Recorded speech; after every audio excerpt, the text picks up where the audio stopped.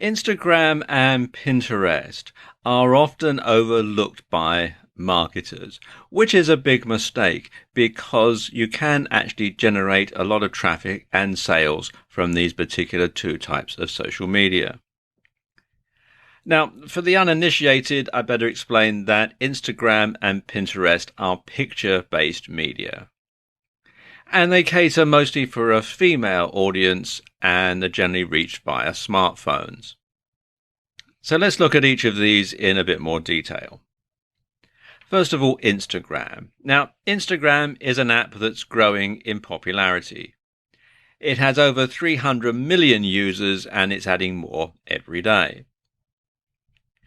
Now, at its most basic, Instagram is an image sharing app, and a fairly low quality one at that.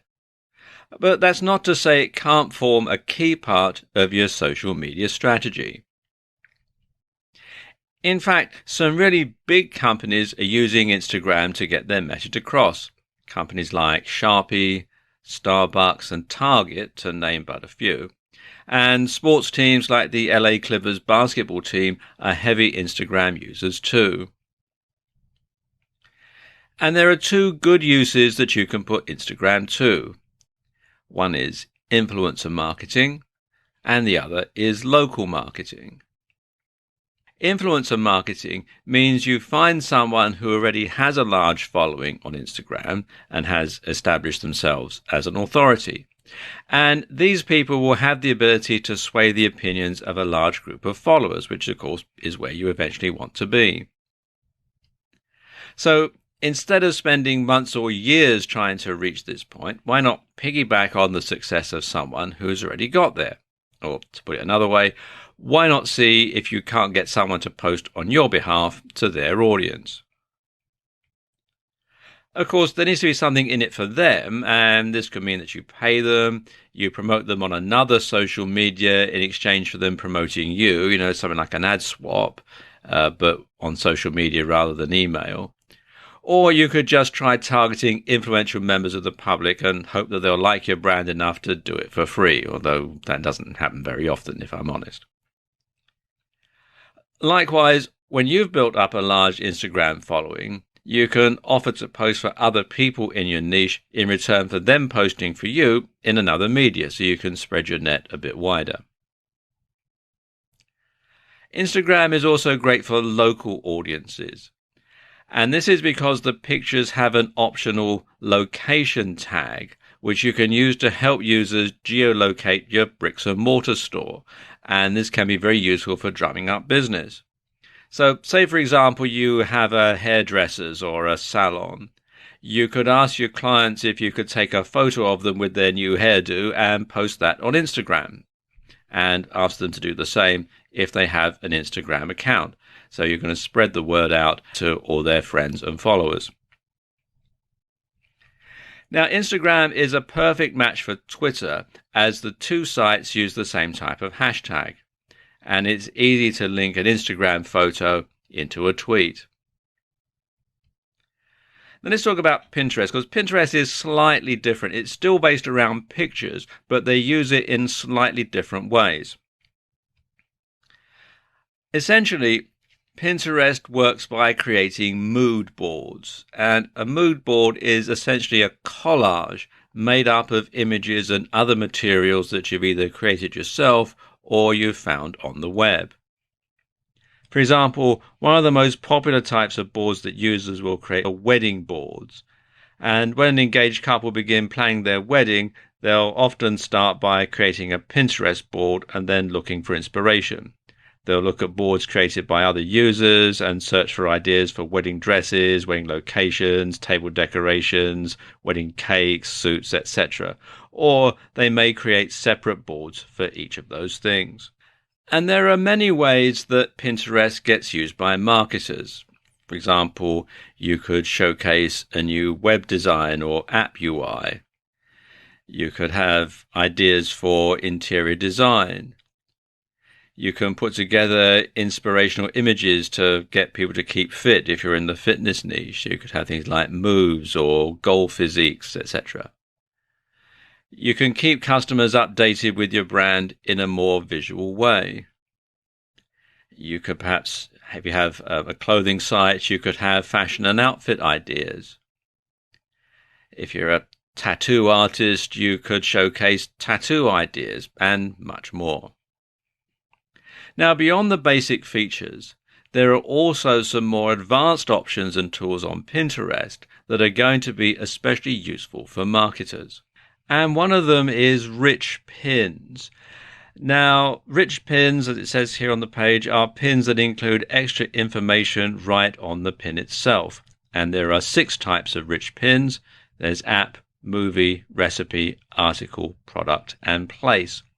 And if you come here to this page, business.pinterest.com/en/rich-pins, you can see it explains all about them, and you can click the links to get more information in detail on all of them. Finally, Pinterest also provides a large amount of analytics data. Now, to get this, you'll need to convert your personal account to a business account, and at the same time, you'll need to verify your account. From there, you'll be able to see what pins are getting pinned from your website or your blog. This in turn lets you see which content is really performing well and engaging your audience. And there are other advantages of making this switch too. Can you promote your blog or business with a personal account? Well, of course you can, to an extent, but there are some considerable advantages of making the switch. To start with, Pinterest actually requires you to make your Pinterest account a business one if you intend on using it for profit. A brand new feature of Pinterest is Pinterest Ads. And as the name would suggest, it enables you to actually buy advertising on the Pinterest platform. Now, this is brand new, so not very many marketers are using it at the moment. And you can find out more at ads.pinterest.com. So there you go, just some ways that you can use Instagram and Pinterest in your marketing mix. LinkedIn is a much smaller social network than the likes of, say, Facebook. But that's its strength.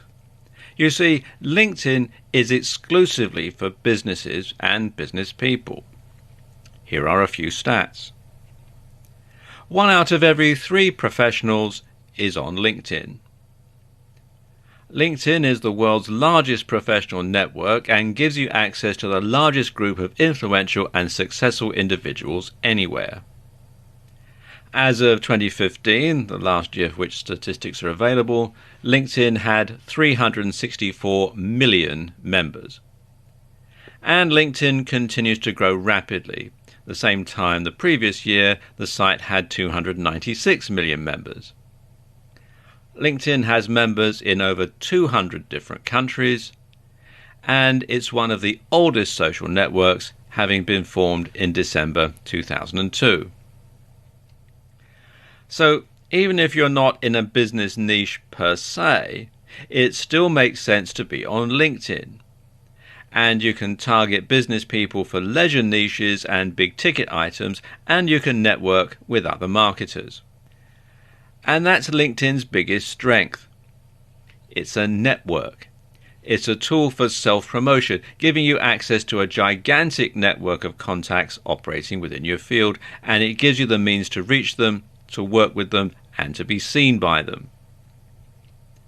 Now, when it comes to marketing, you can use LinkedIn to increase awareness, to build brand loyalty, to create a more professional impression for your brand and for your services or your products, to promote a website and gain SEO or social media marketing benefits, to find potential clients and customers, and to build leads and keep in contact with them.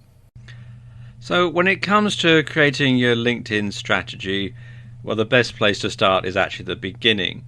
So if you haven't done so, come over to linkedin.com and sign up. And the first thing that you'll need to do is create a profile. And there are 2 types of profile that you can create on LinkedIn. The first is your own professional profile, which would be a profile for you specifically.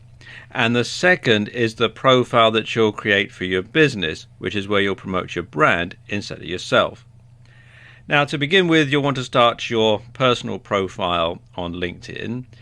And what this is going to do basically is act as a springboard for your other activities. And so the idea is to sell yourself and make yourself look professional and accomplished while you're doing so. Now, I won't go through the entire procedure here as it's pretty straightforward. Nevertheless, it's best to write everything out ahead of time on your word processor so that it reads well and it places you in the best possible light.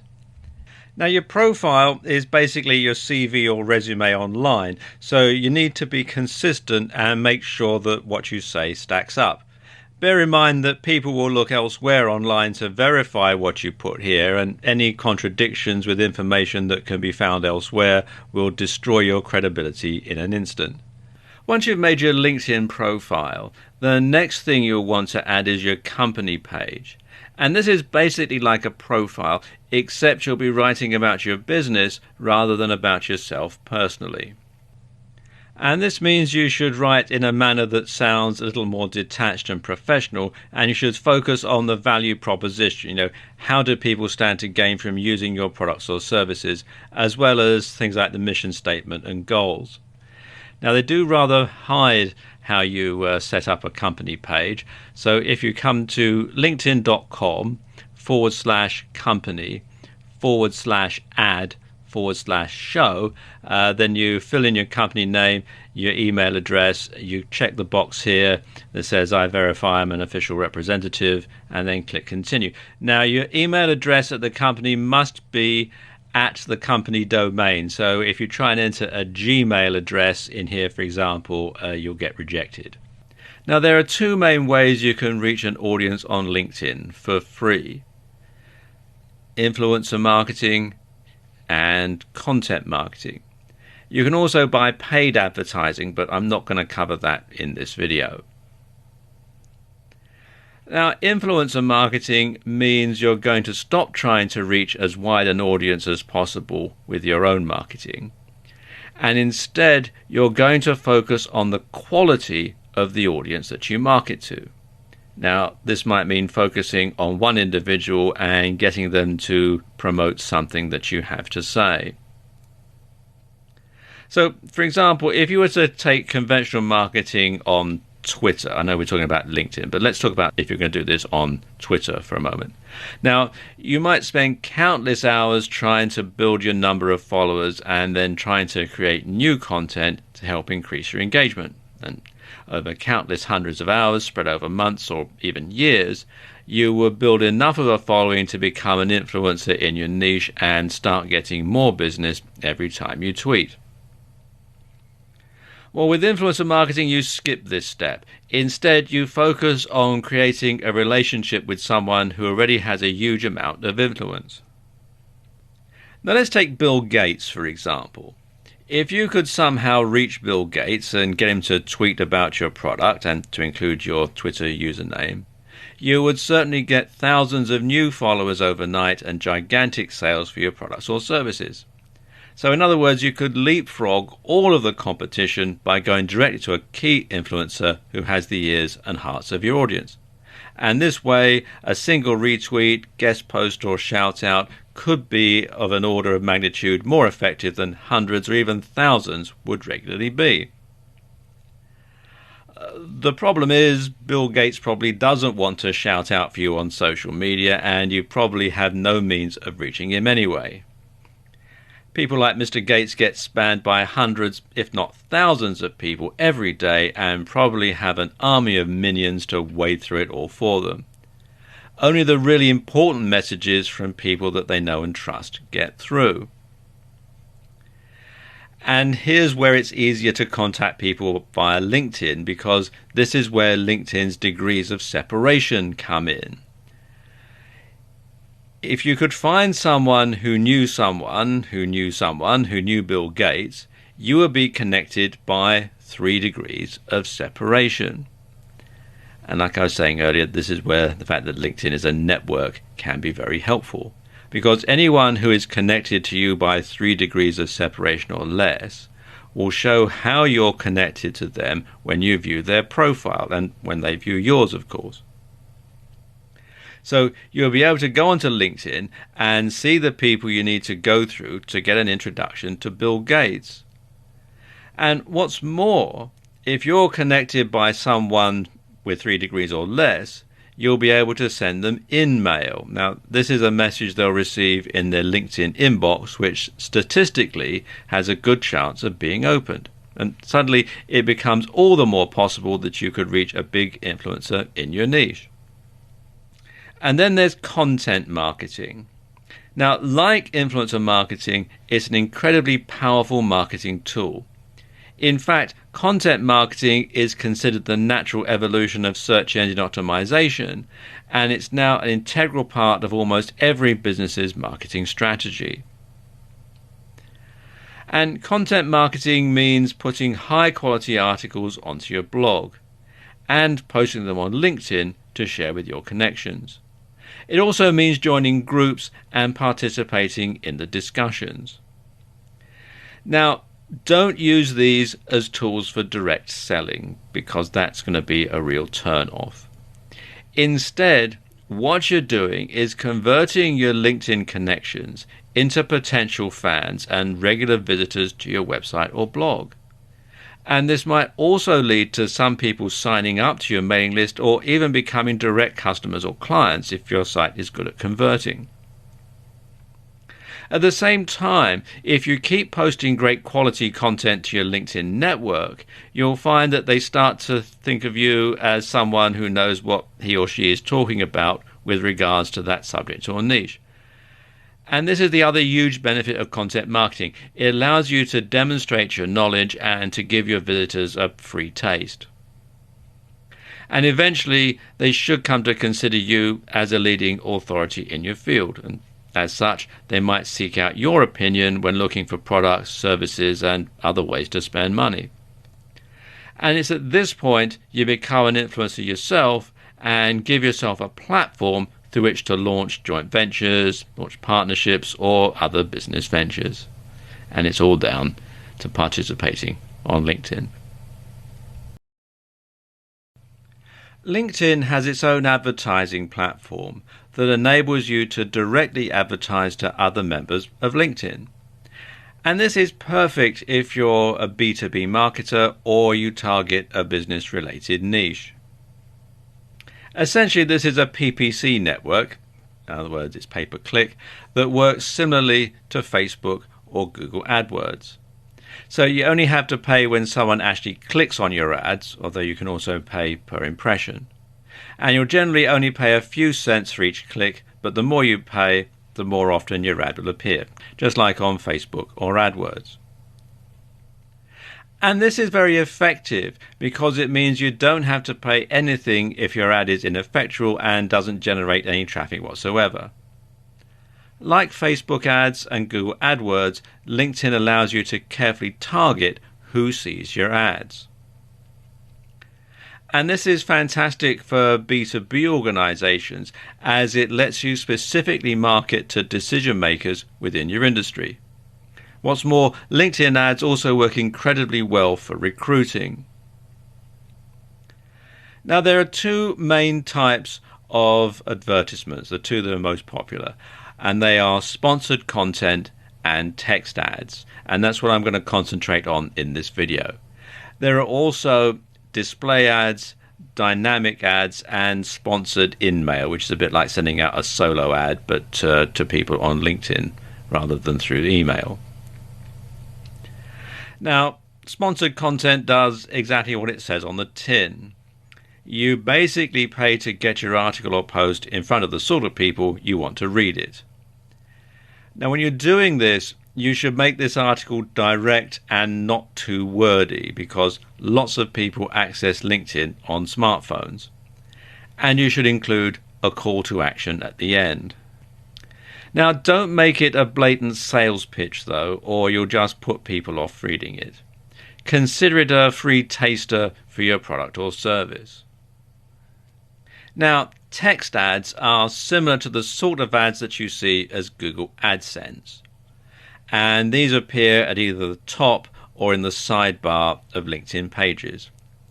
And just like with AdSense/AdWords, they should be short, compelling, and irresistibly clickable. But the best thing about LinkedIn's ads program is it's really super targeted.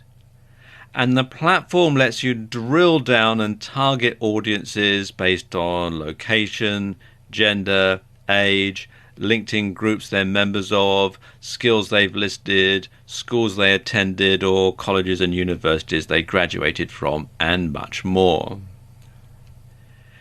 And a unique advantage that LinkedIn advertising has over AdWords or Facebook, though, is the ability to target by company name, business category, industry size, job title, and seniority.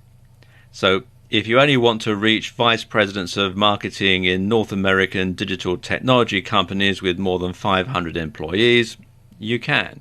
And you can read more about this in some detail at business.linkedin.com/marketing-solutions. Now, the exposure you'll get from LinkedIn ads is not as great as you get from Facebook or AdWords. But for the right business model, it's definitely worth considering. In some ways, the slightly less popular nature of this platform can work in your favor, as there'll be less competition.